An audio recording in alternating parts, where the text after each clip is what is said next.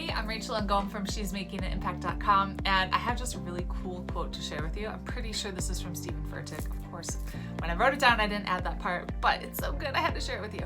So, every day will look the same until you decide it's not going to be the same. There are some things in life you don't have to wait for God to tell you to do. Act on your own accord. Stop waiting, attack. If you've been waiting for God to show up in your life, maybe He's been waiting for you to step up. Stop waiting passively. I wonder how many times in our environment we wait for someone else to act. There are people in our lives waiting for us to show them that it's worth it.